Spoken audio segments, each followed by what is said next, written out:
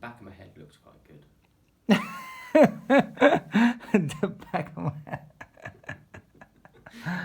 Awesome.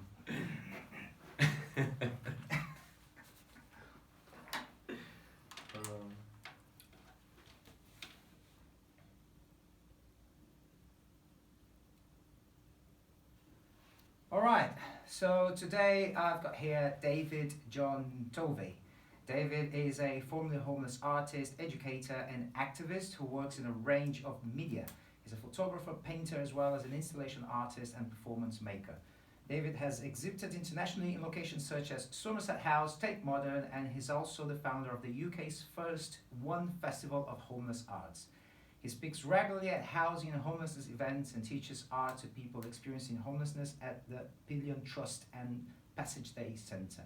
His man on bench performances have earned him significant acclaim and have taken place on the pavement of Southbank and the halls of Tate Exchange. And in the words of Patrick Strudwick from The Economist, Tovey went from cooking for the Queen to rifling through beans for his supper. He is a startling story of endurance against the odds and of a social safety net failing at every turn. David, welcome. Morning. Thank you for being here, man. Thank you for being here. Much appreciated. That was a good intro, I like it. I'm glad you liked it, yeah. So I started doing the right thing then. Yeah, it makes me sound really good. Yeah, good to see you, man. Good to have you here. And you. Yeah, it's been a little while, and since you are resident in artist in residence here at the Old Durham Art Centre, and yeah, life has been a real roller coaster, hasn't it? Oh my God, yeah. Yeah, you could say that. Even since leaving the diorama, sort of, so I left, I'm trying to think now, nearly a year ago, and yeah, so much has happened since then. I know. It's been a crazy old year. You're just about to launch another show at Tate, aren't you? Yeah, Tate Liverpool. Yeah. That's in 2 weeks' time. Wow. So I'm taking my Soldier's Story installation up to Tate Liverpool, which was at Tate Modern last April. Can you tell us a little bit about what's the Soldier Story? Where Yeah, the inspiration came from, and perhaps sources that you... Where did you get the content from? So basically, when I came off the streets and I was living in a homeless hostel in South London, it was a hostel for ex-servicemen, and being an ex-soldier myself, I got to meet loads of guys and stuff like this, and it's always played on my mind that so many soldiers end up homeless on the streets, not just the UK but worldwide. You know, it's 2 in 10 in the UK end up on the streets. And I think, well, hang on a sec, you know, it's 100 years to the end of the First World War this year. And surely we should have learnt something by now, that war not only destroys people and kills people during the war, but it actually destroys people who've been to war, you know, for the rest of their lives. You know, for me, I didn't start suffering with my PTSD until 20 years after I'd left the army. So there's psychological damage which is done for the rest of their lives. And these guys then suddenly, you know, they've served their country, gone to war to protect us as a civilization, as a democratic country, and it suddenly these guys fall on hard times, whether it's mental health or, you know, a breakdown of a marriage, or, you know, etc., and then they end up on the streets. And as a country, we then criminalise them. You know, we walk past them, we ignore them, we treat them as if they're scum of the earth, and I wanted to see how that breakdown happens, and why suddenly when we see soldiers coming back from war, we treat them as if they're heroes, but then when they're on the streets, we treat them as if they're criminals. And they're still exactly the same person. They're still that person who went to war to help us, but we're not helping them. So I wanted to share their stories in an art piece, and the best way I found was with the Soldier's Story. And it's 5 soldiers in a firing squad, and they're all taped up around their mouths. That represents how they don't ask for help, but also because they're voiceless. And as a soldier, you're taught to get yourself out of any situation. So you have this pride, and that inhibits you with asking for help and getting, being signposted to those places which can help sort you out. Then they're in full Iraq uniform, desert uniform, which has all been used from the first Iraq War. Where did you get those from? So I have a supplier up in the Midlands who he has so much old stock of military uniforms, so I got it from him. That's an interesting thing. I've been. This is like, 16 years ago. That was 2001. Yeah. So I was in Edinburgh, and at the time I was like really into those army clothes and stuff. Yeah. And I went to this charity shop, and I found for like very little money a jacket and a pair of trousers, and they were obviously second hand. Yeah. But at the time I didn't really understand, and I looked inside, and the label had a number and the name of a person written on it. And just years after that, I realized that, oh my goodness, that was probably worn by a soldier. Yeah. And this is the thing, and I had to have actual uniforms which were actually used in war as well, because I needed the whole art piece to connect emotionally as well. So when we see soldiers, we see a lot of photography, we see film footage on the news and stuff like that, but we never actually had that connection straight up. And military uniform has this very unique smell to it. And I remember when I ordered all the stuff from this friend of mine, and it arrived, and it actually came to the diorama here. I had it delivered here, and I opened the boxes, and then this smell hit me, and suddenly that evoked emotion in me, and suddenly I was taken back to when I was in the army, and I was like, wow, and it was the exact same smell. So straight away I had this connection to the art piece. Then with those uniforms, I dressed the mannequins in the firing squad, and then on the backs of their jackets I've got the guy's story from when he was in the army to when he was actually on the streets. And they're brutal. They are absolutely brutal stories, and people don't understand this. So as a set of pieces, one of the stories is my story, because I didn't want people thinking that I was trying to get recognition out of people's pain.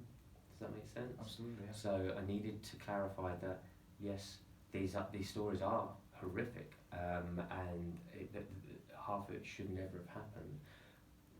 But I'm one of those stories as well.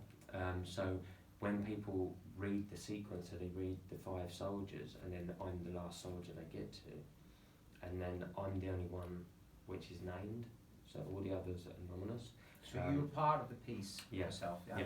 Yeah, I put myself into the actual piece because, like I said, I wanted people to know that I have a connection to that art piece as well. Because the thing is, we don't know the stories of people sat on the streets, and this is another reason I wanted it. So another reason it was an actual firing squad was because when we walk past a homeless person in the street, we try and ignore them. We try not to get that eye contact, and that homeless person feels completely isolated, because people won't connect. So I wanted this art piece as well, the firing squad, to be face up against the wall, so those soldiers did not connect with the people viewing. So they didn't have that eye contact. So it meant that the actual person viewing the art piece has to come and engage with the art piece, which never happens to the people on the streets. So for me, if someone left the exhibition and they're like, wow, that could be my mother, my brother, my sister, my friend's son who's in the army sat on the street, and we don't know this, because we never talk to these people on the street. So if it just makes one person go up and talk to somebody on the street, then it's been a success. Absolutely, absolutely. Do you have any plans on bringing to London? There's a specific one. I really want to. I'm in talks with several different places at the moment. I really wanted to put it into the summer show, but I can't because it's already been in the Tate Modern. So I'm a little bit gutted about that because I thought that would be an absolute perfect place for the soldiers to be. Absolutely.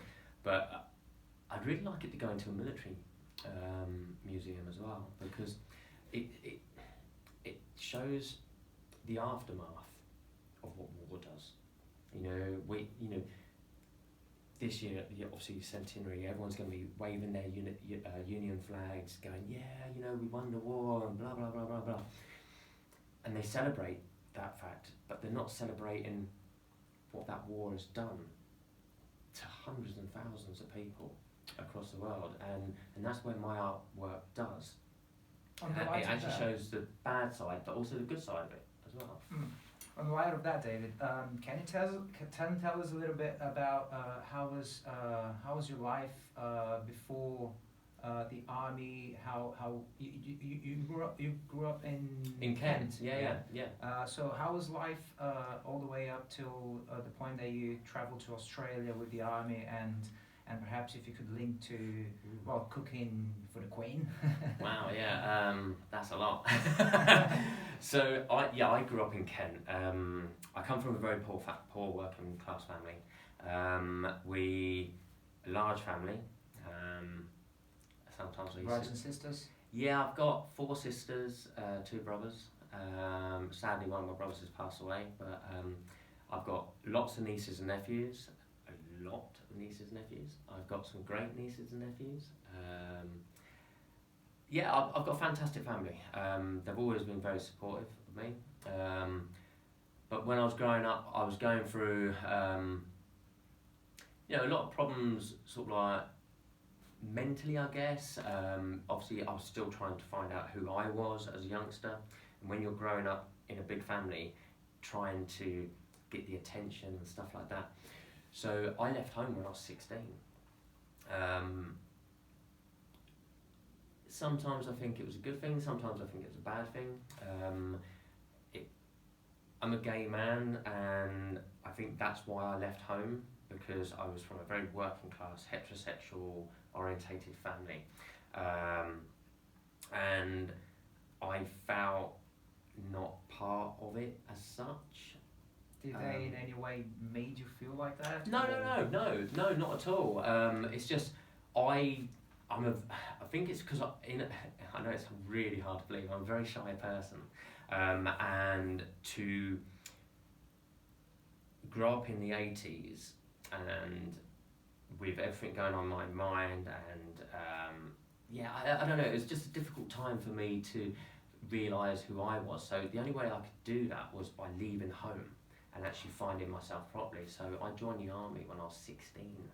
So it's funny because I looked like I was a 12-year-old. I did. I hadn't even gone through puberty when I joined the army. It was unbelievable. I was tiny. I was 5'4". I was like less than 7 stone. I remember the guy who signed me in to join the army. He was like, I've seen more fat on a chip. And I was like, cheers. Cheers, mate. So yeah, it was fun. I don't know. So you joined the army at the age of 16. 16, yeah. And you stayed with them till 6 years. I did. 6 years. Yeah. So. And during this period, you travelled quite a bit. Yeah. Do you remember any particular stories? Anything in particular that you experienced that marked you in any way? I spent a long time in Norway doing Arctic training. I went to Kenya, to the jungle. Trying to think. Bosnia for a while. I'm trying to think. It's such a long time ago. What was it like? I mean, like on daily, did you have like days off? Yeah.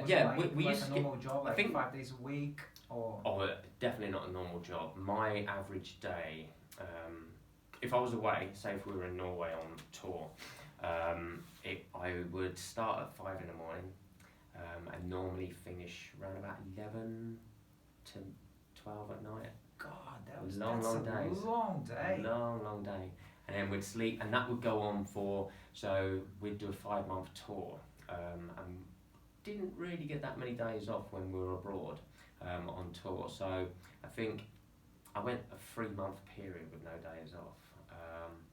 But this was all part of the army, you know, it was hard work, and being a chef in the army as well, you work the longest hours, it's the hardest job in the British Army, and you get the most abuse in the British Army, because if they haven't got their food, they haven't, you know, they throw their toys out the pram a lot. So yeah, it's very. Can I ask very you difficult. something specific about that? Like when it comes to cooking, for example, to the British Army. I mean, you had a great experience on that. What is it like in terms of nutritional aspects of it? Because we always hear about food in the hospitals not being that good, and we hear a few stories about that happens in the army as well. Do you remember like the quality? I mean, did you actually at the time pay attention where the source of whatever you're cooking, where the food was coming from? When I was in, so I was in from 1991, so this is a very long time ago, to 97. The food was phenomenal, right? It was. Everything was cooked. Like there wasn't a single thing you bought. Like, so everything from your pastries to your bread to your sauces, everything was handmade, right, from scratch. Then I think it was round about 1995, the government started getting rid of the military chefs. So they started to, because they wanted to privatise all the training colleges, so that all went to civilian chefs, so it completely changed. I think this is why in sort of like you start to get disheartened a bit, because then as a military chef most of your time is then spent away on tour. You're never really based in the UK, and for me that got a little bit tiresome. So yeah, it was bad. But the nutritional side, like in Norway, every soldier used to have to have an extra 2,000 calories a day to be able to cope with being in Arctic conditions. So they have to eat really, really well. I remember we were in the Arctic Circle, and we were cooking in tents, right? So we had big tents, and we had big like gas trailers, so that they look like a big metal trailer which gets pulled on the back of a truck, and that has all our cook sets in and equipment. And I remember trying to do, because even if you're in the Arctic, they still have to eat the same standard of food as what they would in the barracks. So you're trying to do a fried breakfast, right? But cooking frozen eggs. God. So you're trying to do a fried egg with a frozen egg. It is just unbelievable. So you get the it was so bad, right? So if health and safety were around when I was in, we would have been shut down, because we used to have to put the gas bottles in the middle of the cook sets up at a higher level to stop the gas from freezing. God, right? that is dangerous. Yeah, exactly, right? So you'd have all the gas stoves, and then the gas bottles sat behind the gas stoves to try and stop them, because otherwise you only use sort of like a not even a quarter of a bottle, because the rest is frozen of the gas. It was unbelievable. And we used to have to put our eggs in there. I remember cooking peeling frozen potatoes, you know, and you just could never feel your hands. From your waist upwards used to be you'd be in t-shirts in the Arctic Circle. Oh my goodness. But from the waist down you'd be frozen because of the gas levels in the tent. Wow. We had a massive fire in one of the tents one year. I'm going to say his name, he's going to kill me if he ever hears this. A chef called Colin Wills, he was making Yorkshire puddings, and I'll never forget this. And he'd put the tray of oil in the oven, shut the oven, walked over, got the mix, walked back again. As he opened the oven door, these flames just shot up and it caught fire to the tent straight away. And suddenly, our whole cook tent was completely on fire, Wow. like literally on fire. And we're there with all these extinguishers, like setting them off, not knowing that these actual extinguishers were illegal, right? Because, you know, the British Army, they don't change stuff like that, you know. These were like from the 1960s, like, and we were banging them, like, and all this dust was spraying everywhere. We had troops trying to pull the tent off like this. But then we still had troops coming in to try and eat the food. And it was crazy. It was just like, no, you can't eat that, it'll kill you, man. Like, you know, it was just like, and then we still had to get the food cooked. So we were then cooking outside, trying to make, I think it was like about 250 meals, because the troops were stood there waiting for their food. You know, it didn't matter. They didn't care if there'd been a fire. They're like, we want our food. So then we'd be there trying to cook whilst other teams were like trying to rebuild this tent, you know, and I think it was like something like -30 at the time. Jesus. So yeah, you know, things like that are fun, and then you never basically, forget it. yeah, I can imagine. There's so many stories, and wow, what an experience it has. Wow. Yeah, it's All of those places that you traveled and all of the people that you cooked for. But yeah, then, I've cooked for some amazing people, I must admit. do you have, like, from those 6 years in the army, do you regret in any way joining the army? Do you feel that it was worthwhile? Looking back, do you think if you could go back and change the course, do you think you could have done something different that could have perhaps changed your life massively in any way? Possibly. At the time, so I joined the army not knowing that, well, I still hadn't come to terms with who I was, like whether I was straight, gay or whatever, like, you know. And for me, I didn't know at the time, the British Army, it was illegal to be gay when I was in. And so in the end, I was asked to leave the British Army because of my sexuality. And for me, that was a bit of a kick in the teeth, because... So you were actually asked to leave? Yeah, asked to leave. Politely. Otherwise, would it advised would to you leave. you think you would have continued in the army if... No, probably not. I think it was getting to the stage where I'd had enough anyway. I'd tried leaving the previous year, and then didn't, and then I was promoted, and then, you know, but then after the promotion I was thinking, I don't know, I just lost interest. So then when the sexuality thing came into it, I thought, oh, that's actually quite an easier way of getting out. So yes, it did. It was a kick in the teeth for me, you know, because you'd grown up in a society. It wouldn't have been the case on Not now, no, now, not right? now, because I think it came into law in 1999, I think it was, that you could be gay in the British Army, but it wasn't put into practice and became law until 2002, I think it was. So I was in it beforehand, but yeah, for me, I think it goes back to sort of like my childhood days. Like, you know, you used to sort of like see people like Boy George on TV and go, wow, and then people slag him off for, you know, being different and being gay and stuff like this, right? And you know, and you went to schools where they were telling you that it was wrong to be gay, you know, and everything was wrong. So then suddenly I'd gone through that stage, started to come comfortable with who I was, and then suddenly I was then being asked to leave the army because I was gay, being told it was wrong again. You know, I was bullied a bit while I was in the army because of it. That's never, I've always remembered that. So, you know, there was bad times, but then the army also, I'm so thankful I did it. I loved it. I'm still friends with the guys I was in the army with. You know, this is 20 odd years later. Where did the cooking? I know that both So, your parents were yeah, chefs. they were both chefs. When you joined the army, were you already cooking perhaps at home, and or did you actually end up like? Yeah, I did that because my mum taught me how to cook, and my mum's an amazing cook. My dad was an amazing cook, and it was always there. But it's funny because when I joined the army, I didn't actually want to go and be a chef. I put two ideas down.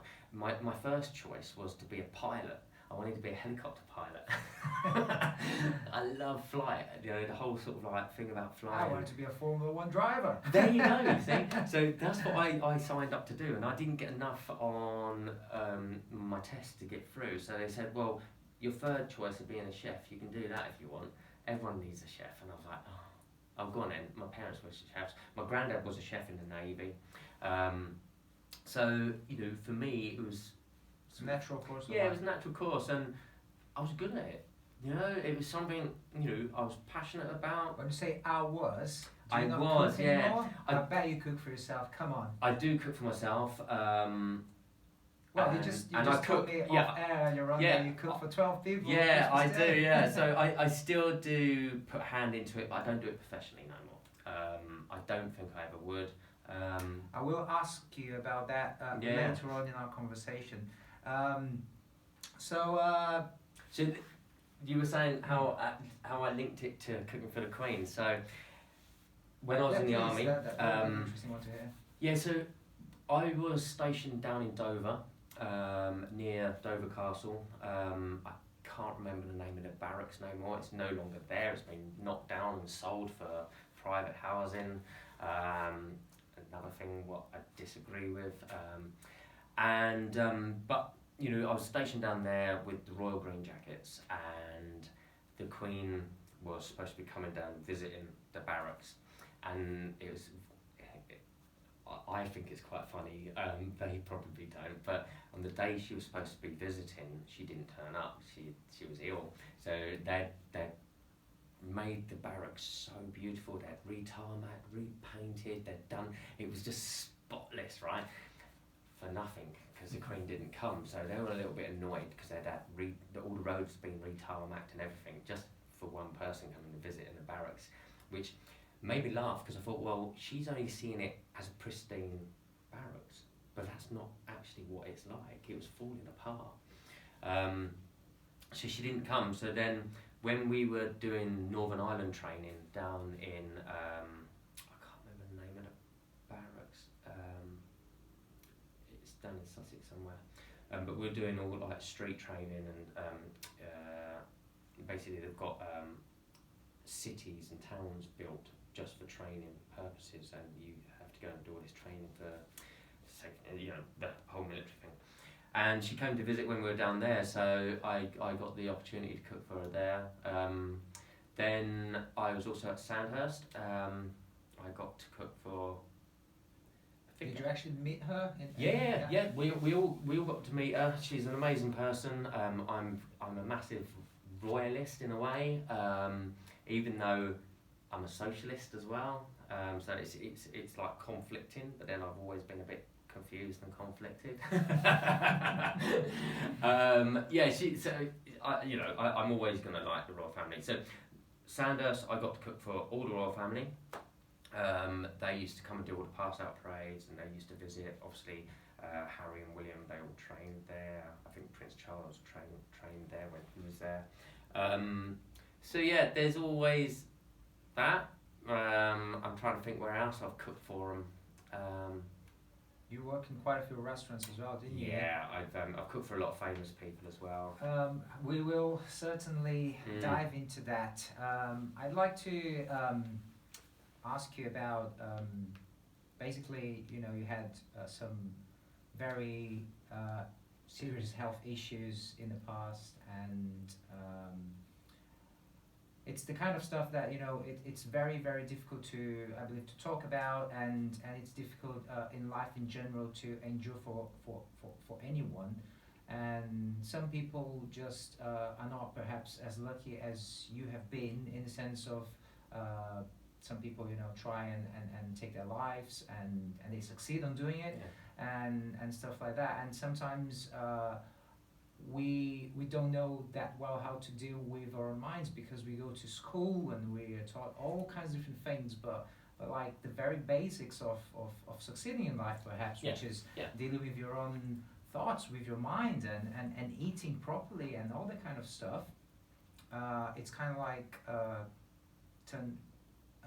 people just don't get to learn that. So basically, after suffering a stroke and you had a speedy recovery, you go back into work right after. As a matter of fact, just a week after that, and you basically just ran the show again. So, can you please just walk us through what was it like at the time, and basically you had neurosyphilis, and then just I love the way you after say that, that. how would you say it? Neurosyphilis. Ah, okay, Yeah. there you go. It's a mouthful. Neurosyphilis. Yeah. Thank you, sir. Colon cancer, and then just right after that, you had a cardiac arrest as well. Yeah. So, yeah. Just It was. tell a bit about that. Do you know what? For me, the sort of like the beginning of the story where my health issues really came from sort of like after I left the army. So I'd left the army miles beforehand, but because I was still battling with the acceptance of who I was, etc., etc., and I went off travelling to get away from everything, you know, and try and get my head in the right place. But then I got into sort of like drink and drugs, and when you get into that sort of... When did you start drinking? Did you? Oh, I was drinking when I was in the army. I never drank as a teenager. I didn't really How like... did you guys had access to alcohol in the army? Like just on. You have the army naffy, so you have What is that? bar. It's like a shop bar sort of thing, which is on every barracks. So you've always got booze, and it's at a reduction price as well. So I remember you could buy a pint of beer in a naffy for like 90 pence. 90 pens. Yeah, That can you sounds imagine? like Now you grand know, like these people are protecting our country.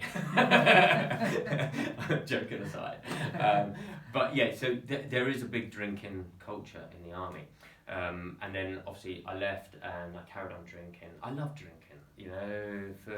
For me, a good pint is like good sex. You know, it's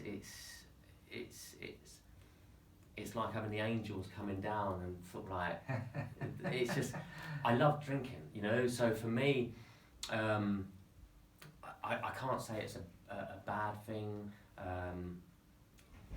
but it did end up becoming a bad thing because obviously I had, you know, my career started going on and off, and you know I went bankrupt with one business in Plymouth, and then when I moved back to London, I got the restaurants, and then the stress from the restaurants just... On those restaurants you were working as head chef? Yeah, well, from the ones I was working at, and then the one I owned as well. You own a restaurant? Yeah, so I had the two restaurants. I owned the food side of it, and then another guy owned the bar side of it. And I had the two places, and I think the stress, the drinking, the lifestyle, it just got too much. You know, I was working 7 days a week, drinking, abusing my body. Were you doing any drugs at the time? Oh God, yeah. You know, Drugs? oh God, yeah. What kind of drugs? It was part of my lifestyle, sort of like coke. That was like mainly the sort of biggest thing at the time. But and I was in control of it. You know, I was in control. It was just the drinking side I wasn't. But then when I had the stroke, and that was the first time, and I was 36 when I had my stroke. For me, that was the first time I actually didn't feel indestructible. Like before then, I thought, yeah, I can do anything, like, you know, blah, blah, blah. And then suddenly, you know, at the age of 36, and my brother died at the age of 36, I had this stroke, and I was like, well, okay. But then I had to go back to work. I had no choice, you know, it's my business.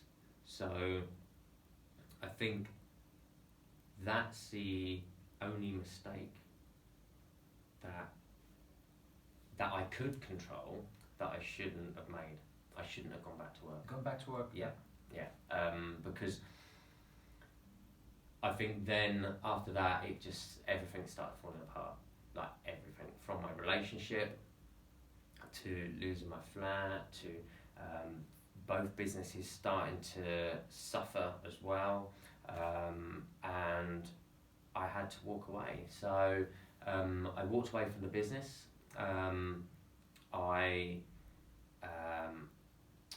then decided to go back to university to train in something else, and I'd always been quite artistic. But before I'd even made applications and stuff, my health deteriorated, and I started getting really ill. I was trying to work, I was doing agency work, and I got this rash, and it was horrendous. It was all over my body, and I went to a hospital, and the guys, they didn't take any blood tests or anything like that. They just went, oh, it's this thing called Pilion rosea, which is like a bacterial imbalance in your body, which they said it will disappear in about 7 weeks. And it did, it disappeared. I didn't think anything of it. Not knowing at the time that actually was syphilis. Because it then got left, it then turned into neurosyphilis. And the thing is, neurosyphilis can take up to 16 years, or 15, 16 years to actually, from the first stage of getting syphilis to becoming neurosyphilis, it should take about 15 odd years. But for me, it only took a few months, right? And I didn't know why. I didn't even know I had it. Like, you know, all I know is that clumps of my hair were falling out. I was losing my eyesight. I just generally had no energy at all. And at the time, were you at work or? I was doing temporary work at the time. So this was even before I managed to get all the applications in to uni. So I was doing temporary work. As a chef? Yeah, as a chef. Trying anyway. At Biggin Hill Airport. So I was just doing food for private jets, for like, you know, bands and like Arabs and stuff like that. So it was all really sort of like high-end stuff. But it wasn't that pressured, so it was quite an easy job. But I was driving home one day, and like the lights from other cars were like blinding. I was like, man, this is just unbearable. And I knew something wasn't right. And then I was like working one day, and the kitchen caught on fire, and I just didn't have a clue what I was doing. I was like, what's happening? So I went to the hospital, to my doctor's, and he looked at me and he was talking. He went, "Have you had any rashes recently?" And I went, "Yeah." I said, and I'm a bit weird. I take photos of everything. So and I showed him these photos, and he went, "Hold on a sec." And he made a phone call, and he says, "I'm sending a guy down. You need to admit him." And I was admitted into hospital straight away. They took tests, they did lumbar punches into my spine, and then it turned out that I had neurosyphilis, and it was killing me. So suddenly I was put onto this really intense course of, it's like a part chemo, part penicillin treatment, and was having injections every day. I was on about 20 tablets in the hospital. Jesus. Yeah, it was unbelievable. So I was put into there. I was admitted, they started me on the course. Then 4 days later, from all the blood tests which came back, they said that I had cancer. And I was like, well, hang on a sec, you know, I've come in here for this, I wasn't expecting to be told this. So suddenly they then had to start me on treatment for that as well. But then during the treatment for the neurosyphilis, so it's quite intense, right? So you have to bend over and they give you 2 injections in the arse, right? Every single day, plus tablets. What they did, and it's intermuscular, so it has to be into the muscle. I think it was about 10 days after, so it was about 14, so 2 weeks into the course treatment. They did the first injection and everything just went so weird. I had this massive taste of metallic in my mouth, and everything started to echo, and and it was the surrealist thing, and I could feel myself going, and then suddenly don't remember anything, and all I remember was coming to in the most surrealist of situations. I was on a trolley with like these pads all over me, umbrellas over the top of me, and it was raining, and I was like, what the fuck's happening, like, you know? And I was on a paramedic trolley going from the clinic where I was having these injections into the main A&E, but through a car park, and it was chucking it down with rain. And I'll never forget that. And I think that sort of, that moment has caused me so much trauma, which then caused my life to then completely sort of fall apart in a way, but not until quite a while, because I had that situation and then I spoke to psychologists and they said, look, everything what's happening at the moment, you know, you're just through willpower and your mind, you're managing to cope with, but the second everything starts to calm down, your mind's going to implode on itself. And I was like, yeah, whatever. And she was right. That was like what, 2 months of treatment? Yeah, it was full on. Yeah. It was full on. I remember one point, I was in tears, phoning my mum, and I was just like, I don't understand, what the fuck have I done to somebody for all this to be happening to me? You know, I'd lost my businesses, I'd lost my partner, I'd lost my home. At this stage, I was sofa surfing at this point, at another place. I couldn't work properly. My health had deteriorated so badly from the stroke and everything and all this. And this was all in a 6-month period. And my mum, she was like, you're being tested. And I was like, well, can you fuck off and test someone else? I said, I can't deal with it. Are you spiritual yourself? I wasn't. Wasn't at all. I didn't believe in anything like that. But now, I don't know. I believe in something now, because it's just, you know, as we go on through the stories, you'll find out. It's just too much of a coincidence, you know, to still be sat here looking completely fit. I'm not saying I'm good looking, but you know, to look in a perfect sort of like health and that, and to be able to talk, to have full movement, you know, and yeah, I don't know. There's got to be something else which has kept me going, you know, because obviously this was only the start of things going wrong. You know, I then. Just if you could rewind a little bit. Yeah. Was it during this time that were you at uni already when you enrolled No, at no. Met University, right? Yeah, London Met, John Cass. And you had you've been through all of that with the rise of tuition fees and higher end costs, and was a really difficult period for you as well, wasn't it? Like trying to, you know, I think get by. I think that's what caused it all. When you joined the university, and perhaps did you change your mind since? Do you believe that the university entity in general and the UK educational system, is it something that you think it changed positively your life? Did you learn a lot from it? Do you think it's more like, especially now with, you know, being such an expensive thing for people to afford? Do you think it's is it something that you truly believe in it? Right. Where do I start? So when I applied to go to uni, I'd gone through all the cancer and everything like this. I'd been diagnosed with HIV at this point.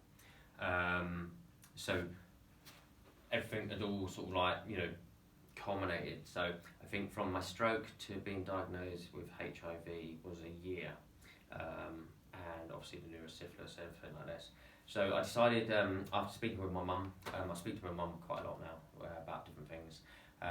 She said, look, you've always been really artistic, so go and do something artistic, like, you know, whilst your body's still trying to repair itself, go and like retrain in something. So I applied to university, and I applied to do a foundation course first of all, art course, and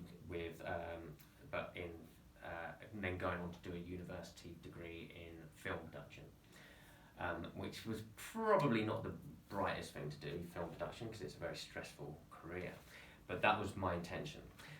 So I applied, and I got such a lovely response from the head of the course, John Coleman, that I decided to do it. So I went and did my foundation year, and my body started to rebuild. And for me, that was one of the best years of my life, because not just because of the training side of things. I met people during that course who inspired me so much, and actually made me realise that yes, I've gone through quite a bit of trauma, but I could use that to raise awareness of those issues. So during my foundation course, I decided to make a film, and I really put myself out there on this film, and it was all about HIV. Obviously, there's a massive stigma with HIV in this worldwide. So by law, I don't have to tell people that I have it, but I'm a really open person, and I thought, well, I'm not ashamed of the fact that I have HIV. It's not my fault. Just because I had unprotected sex, that shouldn't come into it, because the reason we're all here is because our parents had unprotected sex. Everyone in their lifetime, if they want children, will have unprotected sex at some point. You know, it just happened that during a period of where I had unprotected sex, I contracted HIV. You know, that's the bottom line to it. It doesn't make me a bad person. So I wanted to raise awareness about it, and I made a silent movie, and I included photos of my life, but with film clips of me out in parts of London with billboards with statistics of HIV. And all the photos were photos taken before I became HIV. And I wanted to interlink the two together. And then I showed the film, and suddenly it was a silent movie, and everyone watching it was like, just completely shocked, because putting yourself out there in front of everyone in the university who doesn't know that you're HIV, and then suddenly you're saying this, and they're like, wow, yeah, I can only imagine. Yeah. Yeah. So it was a bit of a, you know, it's an admirable thing to do, actually. It was either brave or stupid, Brave, but yeah. I got so much from that, and my course leader John Coleman was good like, or bad? What do good. you mean by that? Yeah. Everyone's. I had such positive responses from it. I think that was one of the first seeds which sort of made me think social art's a good thing to do, and to raise awareness about issues that I'm going through. So I started doing that during my first foundation year, but then we broke up for the summer, and by this stage I started getting ill again, mental health and addiction problems. I'm not too what's the word, proud of myself. When you say addiction problems, was this did you have a gap in between when you like drinking heavily and consuming cocaine and then rolling to university? All of those things that happened. So you I had a break from it. everything, and then when it must have been sort of like the February time of doing my foundation course, that my mental health started to suffer really badly. I don't know why, but it did. And I used alcohol and drugs to like self-medicate to try and get me through these periods. But for the first time in my life, the drugs actually took control of me instead of me being in control of them, and I'd got into crystal meth, and it basically started to destroy me. So I think we broke up for the summer period in May, or beginning, I think it was the first week of June actually, and 2 weeks later I was killing myself. I still don't know why. I remember the day very well. I'd been up all night. I'd had a message from an ex, like, which had really annoyed me, and then suddenly I was then doing this. I was in a park in Highbury Fields, and I don't know. I remember being there thinking, wow, like lying in a park at 4 in the morning. I think about 4 in the morning I was there from, and looking up at the sky and the trees, and it was just so beautiful. And I thought, I don't really want to carry on anymore. And it took me a few hours, and then I did a massive overdose. It must have been about 7 in the morning, something like that. And after I'd done it, I'd injected myself, I panicked. And then suddenly realised, you know, when suddenly you feel everything going into you, and it's like, shit, I didn't really want to do this. And I was in part of the park where nobody could see me, so I walked, stumbled, and all I remember was leaning on this lamppost. And that's it, that's all I remember. I came to it in an ambulance,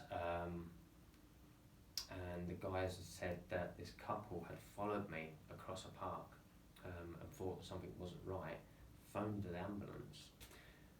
When I collapsed, a guy was coming into work who worked at the leisure centre, the swimming baths on Highbury Fields, and seen what was going on, and ran over and started resuscitating me.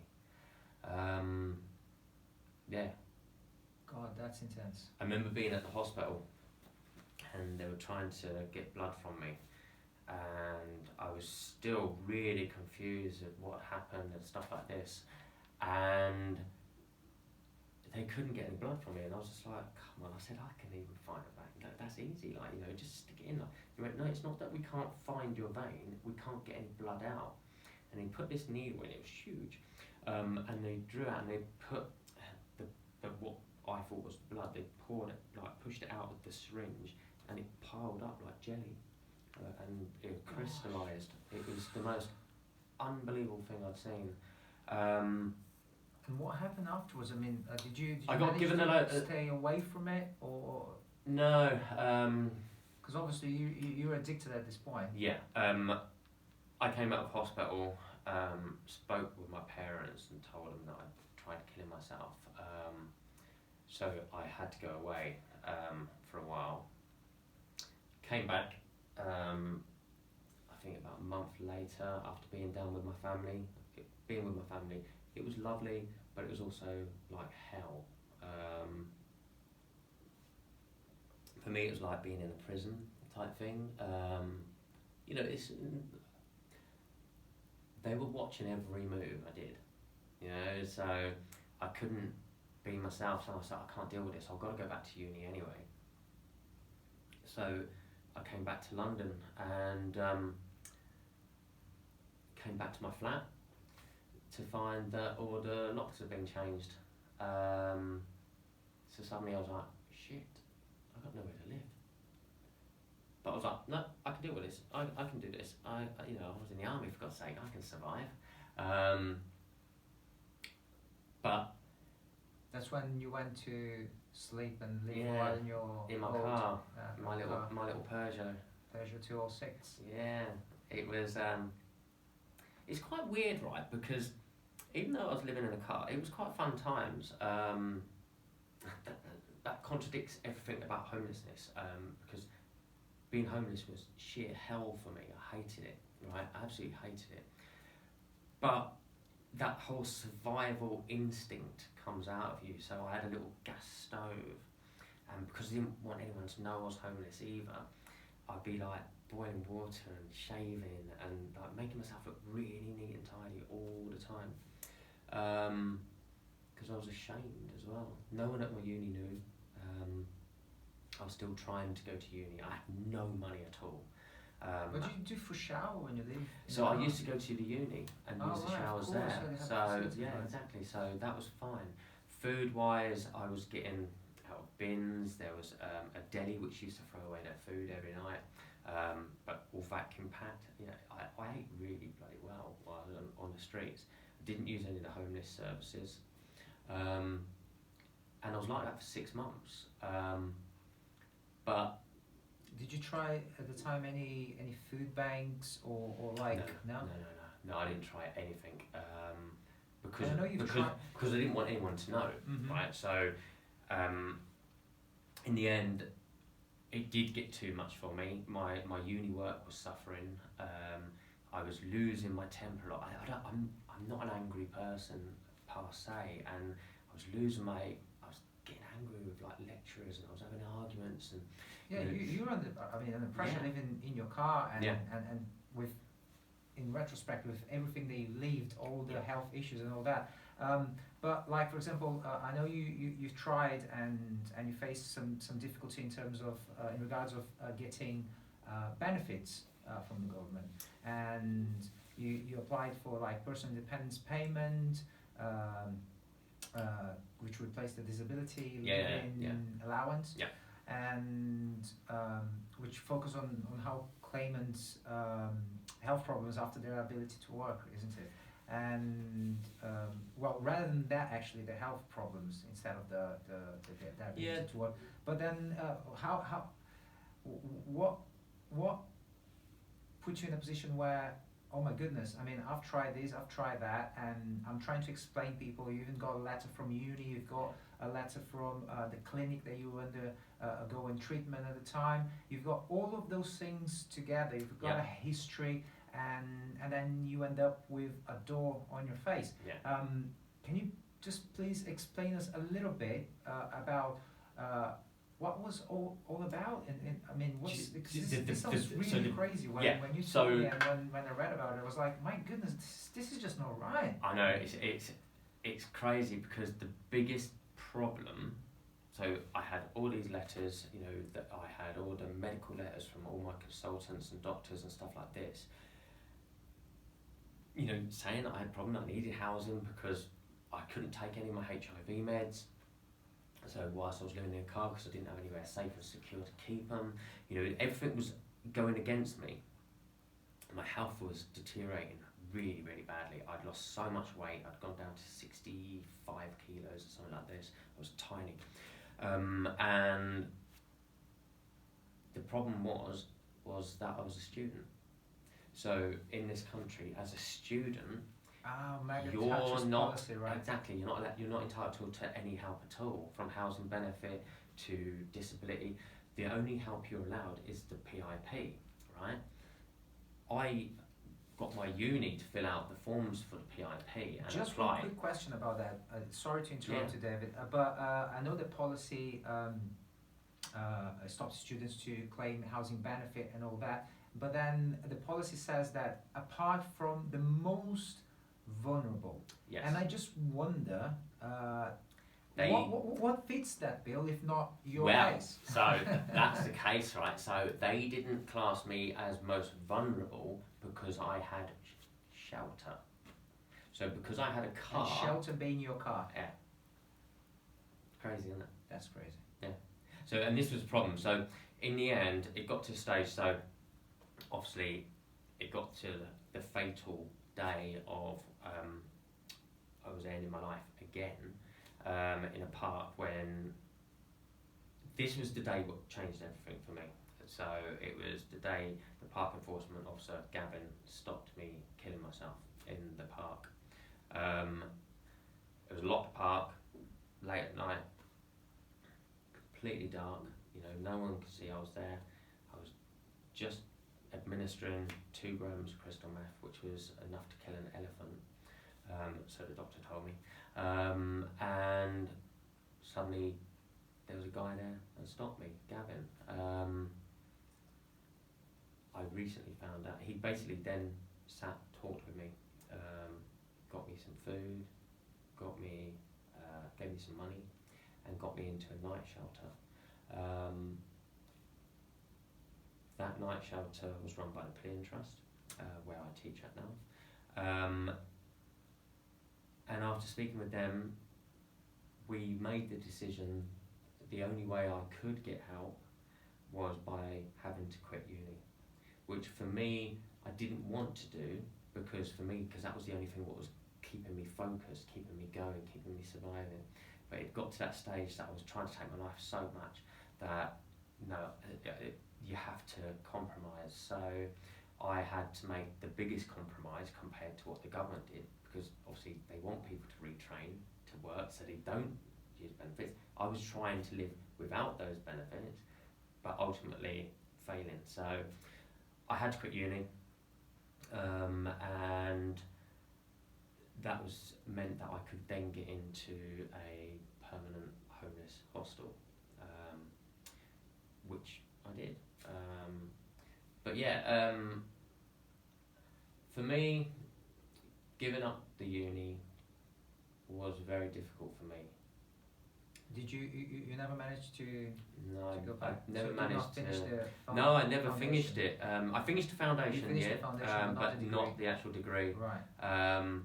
So going back to your original question of do I think universities and that is good? Yes, I think everyone should have the entitlement and aspire to go to university, but ultimately you do not need those qualifications to be able to make it in the industries you want to go into. You know, I'm doing all right with my social art without those qualifications, but it's because university gave me that ability to recognise that I can use my trauma in my artwork. You know, the day I quit uni, I spoke to the course leader then, Rosemary. I can never say her name properly, Rosemary McCaldrick, who's an amazing, amazing person. And she said to me, I was in tears, like having to quit uni, and because I didn't want to do it. And I sat with her, and she said, "Look, David," she said, "remember this time, and in years to come, you will look back on it and be able to use this, not only to better your artwork, but be able to help other people." And that's always stuck with me. And that's more or less what that's led what, you to perhaps the UK's one homeless festival, isn't it? Yeah.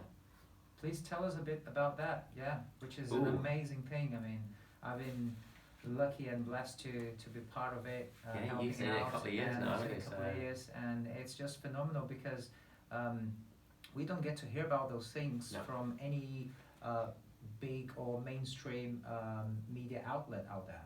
And wow, you get homeless people coming and singing and acting and playing music, and writers and painters and performers and people that are like, where did you do that? Well, I did that out in the street. But how can you paint like that, living without shelter or any sort of support? You know, it's massive. It's really, really interesting. And this is the reason I wanted to set up the festival. So obviously I've seen both sides of the art world. I see the guys coming in to the universities who are from a well-off background, who will have the resources to be able to make a career in the art world, and they're lucky to have that. But then I also see the guys who can create amazing artists out there, who have the ability to smash the art world to pieces with their artwork, right, and just go, look, this is what real art's about, this is like truly amazing stuff. But they just happen to be homeless and don't have the resources or the access to the art world, and I think that's really unfair. And Nicholas Schroeter, who obviously was the head of the Tate and now head of the British Arts Council, turned around and said, look, how can we open the art world to everyone? Well, I'll tell you, open the doors and accept everyone. Don't judge them just because they just happen to be homeless, or they just happen to have mental health, or they just happen to be disabled. You know, surely everyone should be given those chances. So that's where the sort of like the whole plan of where I hope the festival to help with. The idea came from an organisation called With One Voice, and they're an international homeless arts movement, which I'm proud to be a member of. And they had a summit in London where they had people over from Brazil, a delegation from Brazil, and there was a guy talking about playing a flute, busking in a park, and he was busking with other musicians who just happened to be homeless, and for me, he then talked about this, and he was so passionate about what he was doing, and it became this small little gathering festival of musicians all just happened to be homeless, like, and it was just something sort of like you know, you get the light bulb moment, it's like ding, and I went, wow, I wonder if we could do something like this in London, because there's so many art groups in London and around the UK who do their artwork in little basement rooms, and no one ever gets to see the artwork, and you know, and it's all shut away. And I thought, how can I bring all these different organisations together in a place? And when Jacob from the diorama asked me to be the artist in residence, well, actually before he even asked me to be artist in residence, I told him about this idea of a festival of homeless arts, and he was like, wow, this sounds amazing. And yeah, it was sort of hatched, and I'm so proud of it, because to do it with no funding, you know, and to do it with the generosity of the diorama, giving us the space and the gallery space to be able to do it, and British Land as well, and Regent's Place to let us go and use the outside spaces, that's unheard of, like, and every art group volunteers their artwork, the dancers all volunteer, the actors all volunteer, the musicians, you know, everyone is there because they want to raise awareness of these amazingly great artists. Like this year we had stuff from Brazil, we had stuff from Japan, Sweden. Next year I've already spoken to people in Toronto who are sending stuff over. I hope to have stuff coming over from Seattle, you know, and bring it all together, and surely that should be celebrated. Absolutely. Do you know what I mean? Absolutely. And yes, I didn't get much media coverage or anything like that this year, but that's because, in a way, I didn't try to get media coverage, because I wanted the festival to be about the artists. You know, I want them to come to the space and be surrounded by other people who love art. You know, they didn't know who was homeless. They didn't know who had painted what or who was involved. You know, everyone was just in there, connected together, talking, hugging, sharing stories. And you know, as an artist myself, my most powerful tool I have is being able to tell a story. You know, and I do that through my artwork, and I do it through the festival, and I encourage people, and I just want to prove to people that no matter what life throws at you, you can pick yourself up, you know, and I want to give people that opportunity, that chance to put their art on the wall, get the recognition from it, and if they feel good about that, they might then think, I want to carry on and do this. You know, I want people to see it more, because it makes me feel good. And the more they feel good, the better chance they're going to have of helping them, their body, their minds, their situation recover. You know, because for these guys, homelessness is only a small part of who they are. You know, they're amazing, talented people who just happen to be homeless. And some of these guys may have only been homeless for a couple of months, and they're in their 40s, but they're. What do you think that this is happening? Like, more and more people are becoming homeless, and obviously mental issues being like talked about big time these days. And but we're still, even for us who are interconnected, we do talk to people. We live in a very multicultural place, which is London, and we talk to all backgrounds and different kinds of people. It's still difficult to, like, okay, great, I'm feeling a lot of anxiety, I'm feeling a little bit depressed, I'm not seeing where my life is leading me, where do I go for help? You know, it's still very, very complicated to go and get back to what we were saying earlier on, the basics, you know, Yeah. can somebody please, do we have a place where we go so I can sit down at least an hour a week and chat with somebody that can perhaps help me work through all this stuff that doesn't stop popping in my mind?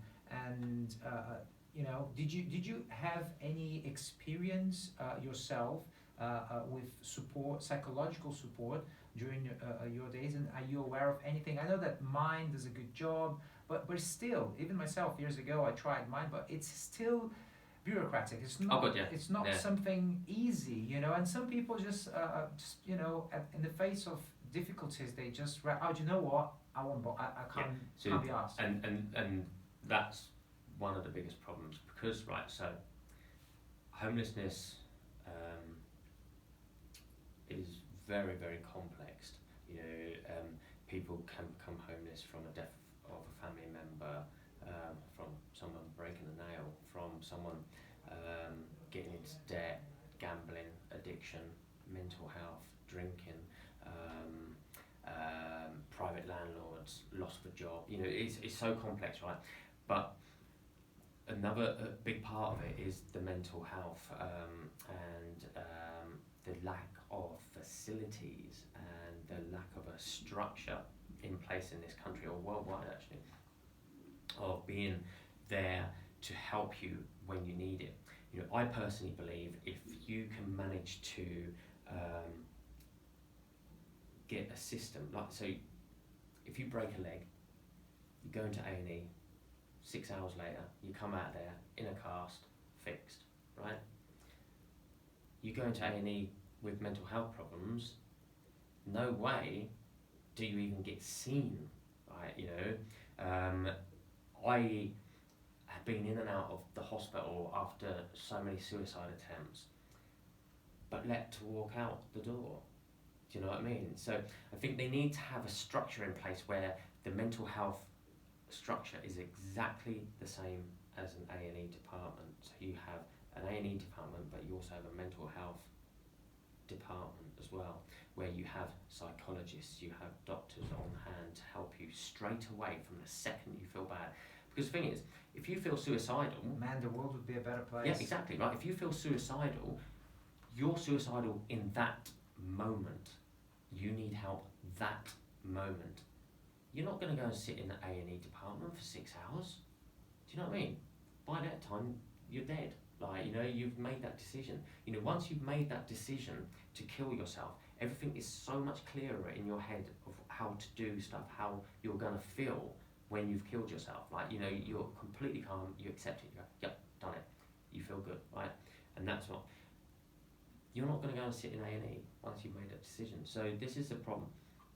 There are some, I was very lucky, right, that, and this sounds really weird, I was very lucky that I'm HIV positive, because I have access to psychological and patient representatives, because becoming HIV is quite a massive blow to your mental state, and they have the facilities there that if stuff does go wrong, that you can get help pretty quick.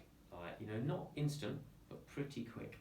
I can go and see a representative between 9 and 5, Monday to Friday, if I'm feeling really bad. I can get psychological treatment within a few days. But if you're not HIV, you don't have that opportunity, right? But now, so that should be implemented for the general public. Oh, good, yeah, exactly, right. It should be there, but they don't. You know, they don't have enough psychologists. They don't have enough doctors. They don't even have enough people working in A&Es. Like, you know, so they're not gonna put more money into it. The NHS and the pressure, exactly, like it is currently. The problem is I personally believe that our government we have at the moment has done this on purpose, right? To put fear into the country, so then they can come back and say, well, this is why it needs to be privatised. This is why it needs. If we privatise it, it'll be so much better. And blah blah blah. You know, I'm a conspiracy person. Like, you know, I see what they do in a sort of subversive sort of way, and that's how I believe. I think they're doing this on purpose. They're trying to make it. This is why they're coming out with these apologies now. Oh, we apologise. Like, we apologise. No, you don't. You don't care, because you know that what you're trying to do. So anyway, I'm diversing. So there is now. So there's a TV presenter called Anna Richardson, who is on Channel 4. Sadly, she lost a family member to suicide because of mental health breakdowns and stuff like that. She's now created a 24/7 website called Mindbox, and which is there to be that instant help. So if people are going, are feeling suicidal, or they feel they're having a breakdown, there will be somebody there who can help, and it's 24/7 online. And Mindbox. Yeah. Mindbox. I highly recommend people, if they are starting to feel some sort of feelings that they're suicidal, to look into help as soon as possible,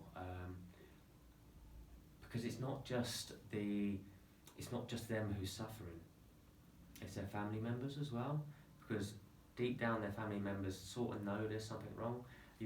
My family were devastated when they found out that I tried killing myself. They were a little bit angry with me that I hadn't talked about it, but it's funny because I never used to talk about anything, my mental health or my problems or anything like this. I was renowned for being quite isolated, but the way I look at it now, I don't have anything to lose, because I lost everything before. Looking back, do you think that you were private in a sense, because was there any, looking back now and thinking, why did you not speak more to perhaps your parents till the age of 16 when you were living with them?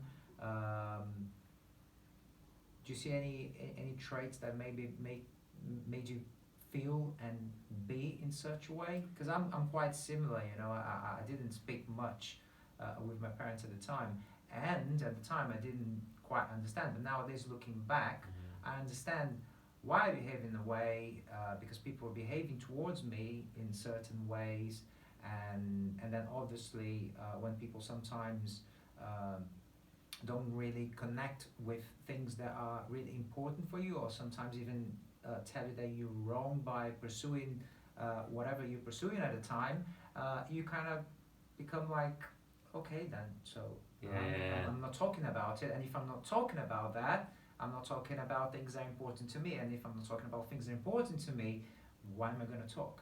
Exactly. So I think that's the thing. I don't know whether it's because I came from a big family, so we didn't get to see my dad very often. Like, he'd be working all the time. Mum would work on the farm as well, and so it was like it was just, I don't know.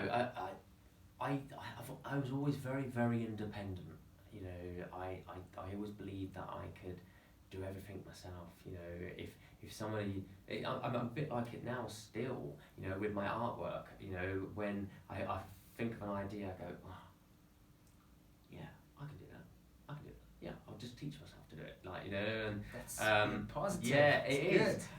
But it has its drawbacks, because then you isolate everything and you do it all yourself. I don't know. I don't know whether it was because of all, me believing that I could do everything myself. I didn't talk about it. I guess that was probably part of it as well. Yeah. Cool. David, can you just tell us a little bit about the Museum of Homelessness in London? You and Jessica and Matt Turtle did this interview for the New York Times, and can you just tell us a little bit about what the Museum of Homelessness is all about? Yes. So where do I start with this? So Museum of Homelessness is at the moment a homeless museum. Not just because it's about homelessness, it's actually also homeless as well. We don't have a premise at the moment. I'm on their core group, and I was invited to obviously do the show at the Tate Modern with them. It's about creating a safe space to celebrate, I guess, celebrate the stories of the homeless community from back in the 1950s up until present. And it's about archiving, because the thing is, you have museums of everything nowadays. You have museums about sex, you have it about immigration, you have it about teaspoons, you have glasses, etc. But there's never been one about homelessness, and homelessness is quite an intense issue in this country at the moment, has been for the past 50 years. And just because somebody lives on the street doesn't mean that they don't deserve the right to have their story told. And so we're trying to archive and give voices to those stories, from past to present. That's the main sort of structure. But it's also the museum, we want to teach people about homelessness. And the reason we want to do this is, we've created a school pack which can go out to colleges and schools and stuff like this, is to try and break down the stigma which there is towards homelessness in this country, and educate people. I think, the world, It's all about education. Yeah, it is. Yeah, It is. It's about teaching people that, if you teach people about and educate people about homelessness, they're more inclined to go and talk to that person in the street instead of being scared of them. I don't understand how somebody can be scared of talking to a homeless person on the street when it's just another human being. Yeah, I'll tell you something about that.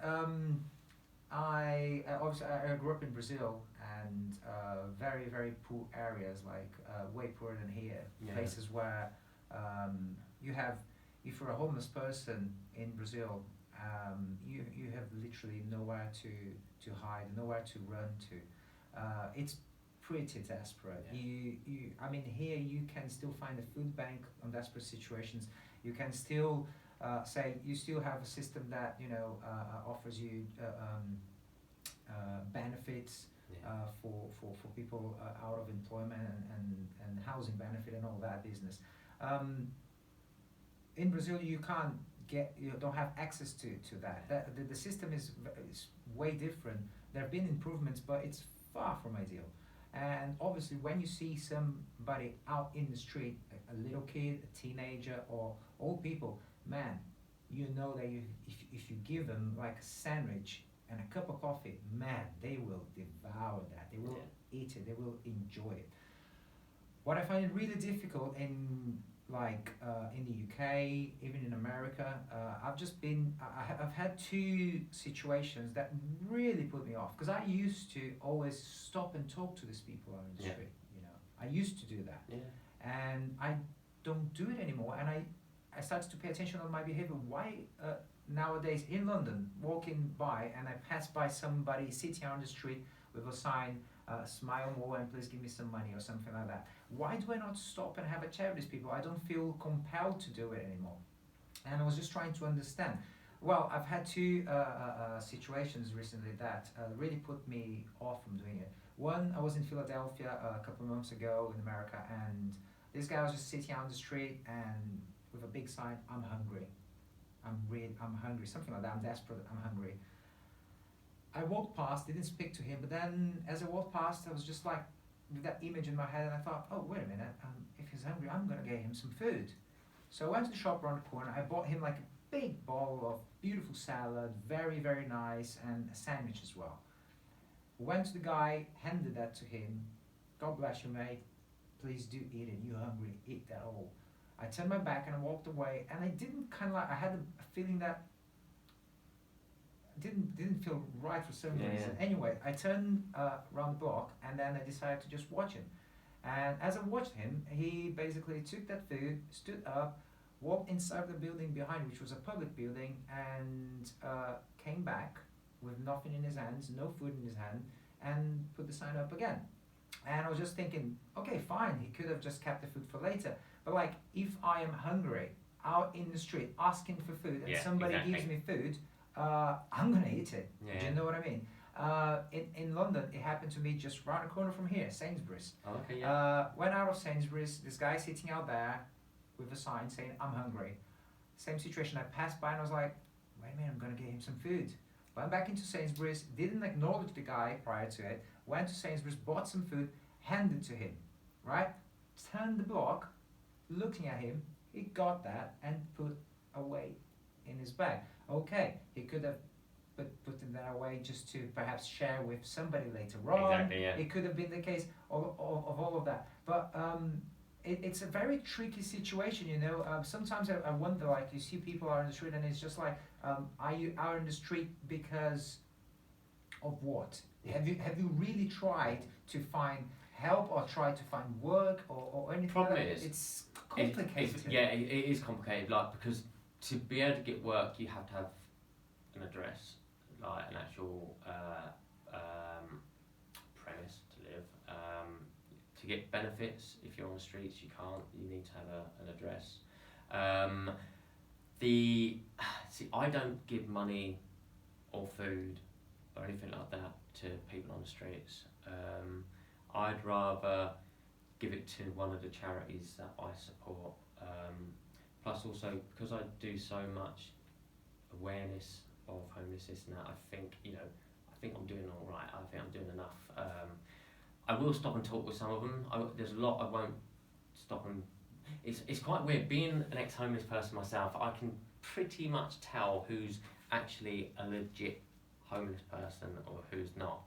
That's the thing. Exactly, isn't it? right? Nowadays, you kind of have to have the eye to spot that. Exactly. And whereas problem in Brazil, is, if you see somebody on the street, you don't think twice. I mean, that guy, man. Yeah, exactly. You look at him and you can tell straight away. You don't have to actually make up. And this is the problem. But then I also think, you know, there's people begging on the streets, and I think, well, there's a reason they're begging. You know, it's because of desperation. You know, so it's a really difficult one. And I always think, well, you don't have to get money, you don't have to get food, but saying hello to somebody is okay, like, or just eye contact. Yeah, you're right. I always try and on my own way to kind of like send a blessing and and ask whatever energies. Just don't beat them up or piss on them. They don't like that. David, great. Let's kind of like start wrapping up this conversation. It has been amazing. Thank you very much for taking the time and coming here. I always found all of the things that we talked here at Aroma extremely interesting, and just now getting to know you better and better, man, it's just it's amazing. It's amazing, and I do believe that you are doing amazingly well and going through everything that you've been through. You know, certainly there's more ahead of you.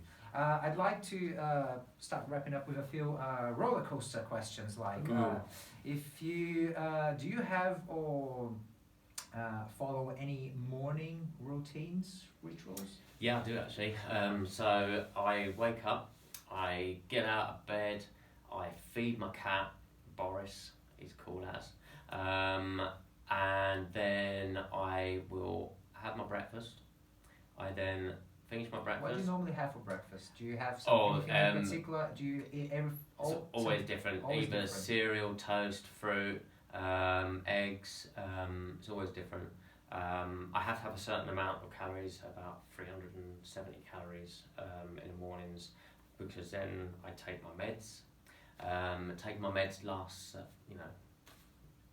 take them out, done, and that's my illnesses. Then for the rest of the day, I don't think about them. And then I have a double shot coffee, and then I go and get showered. Good stuff. I know I asked you this earlier on, but do you have any spiritual practice, something that you would normally do?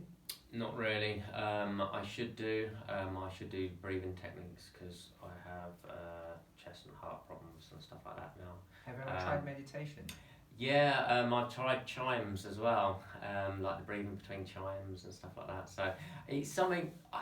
What is that? You know, so you breathe between the chimes of the vowels. So it's the same beat all the way through, and then you breathe, hold it in, breathe out. Interesting. And it's and I've what never heard about does that sounds interesting. it helps rebalance your blood flow.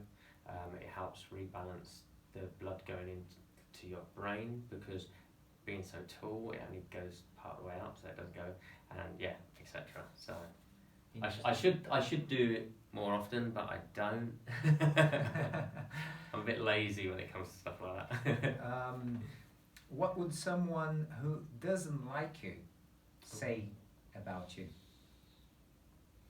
Oh, probably really bad stuff. They'll say that I'm stubborn. I'm extremely stubborn. They'll say that I'm extremely selfish, which I am. But it's quite weird. I'm selfish. If I'm in a relationship, I'm selfish with my time, because they'd probably. I'm trying to think what else they'd say if they really don't like me. They'd probably say loads of crap, like, but good on them, like, because there's people I don't like, and I'll say a lot of fucking worse. Fair enough. Not everyone's gonna like me. They'll be like, they'll probably be like, oh, you're just a dirty, unclean addict or something like that, or so, nothing really phases me anymore. I'm my biggest judge, so. Excellent. That's how it say should be, whatever. right? Yeah. What kind of food do you go for when you need of a treat, basically? Is there anything in particular that comes to mind that you would be like, oh, you know what? I want to treat myself. I'm gonna cook tonight this dish, or I'm just gonna buy takeout or something. See, I've got a really bad sweet tooth, and I love tiramisu. Ooh. I absolutely love tiramisu. So yeah, that's quite a treat. Creme brulee, love it. I'm not allowed dairy no more because of my tablets and stuff affects all my stomach. So yeah, I that's sort of like a treat, but then I regret it afterwards, and I'm like in pain. I love Chinese. I love Thai food. I do like pizza. Who doesn't? Oh God, yeah. I sort of like. I'm quite simple when it comes to my taste of food and stuff. I'm sort of like old school. I like a stew or a casserole, Nice. a roast. Roasted isn't really my favourite, but. What's a perfect day on David's life? Perhaps try and give me a bit of detail, like what would be, morning, afternoon, evening. It could be as simple as or as crazy as. Perfect day. Waking up and not feeling crap. That would probably be. Do you know what? I'd tell you what would be a perfect day for me. Being able to wake up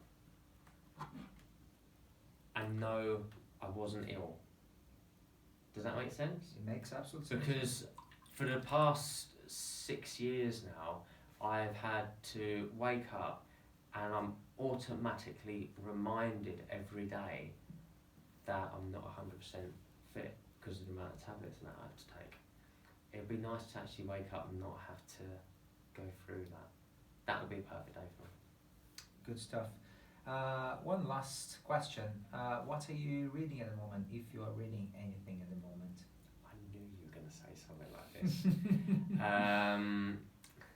Or perhaps any recommendations that you might have for people? I've got several books I keep flitting between at the moment, and I can't remember his first name, but it's it's really just gone out of my head. He wrote Disgrace, and it won the Booker Prize a few years back, and I'm trying to think J.M. Kwesi, I can't pronounce his name, but it's an amazing book. He's a South African writer, and it's probably one of the best books you ever read. That's worth Great. checking out. Well, if you don't know any details, but please send. Yeah, I over will to do. me, Yeah, email it to me. it's amazing. And then there's a true story about an ex-drug runner called Warren Fellows, Australian guy who got jailed in a Thai prison, called Damage Done, and he never asks for redemption or forgiveness or anything like that. He's completely honest about, look, I did this, but did I really deserve this? And it talks about his time in prison, and it's horrific. Very powerful book. It's one of those books. It makes you cry. It makes you. You sort of feel sorry for him, but you don't at the same time. Yeah, amazing book. I've lent that book to so many people. I'm always lending it out. Yeah, it's one of those books. It's special. And then any Terry Pratchett book. All right. I like the wizards and the fun and the fantasy side, because you can sort of like get lost. Absolutely. David, thank you very much. It's been a pleasure. My pleasure. All the best. And you. Cheers. Good stuff. That's good, man. Man, we did fucking I like it. hour and 35 minutes. Yeah. It's good, man. And I'm sure we could have carried on. I can speak for hours, man. I can literally just keep talking and talking and talking. This was great, man. Really good. Really good stuff. Yeah, hopefully it'll be like alright for you. So yeah, no, that's good material. I'm glad that I did my own research as well. I am very impressed, actually. I was out thinking, check you out.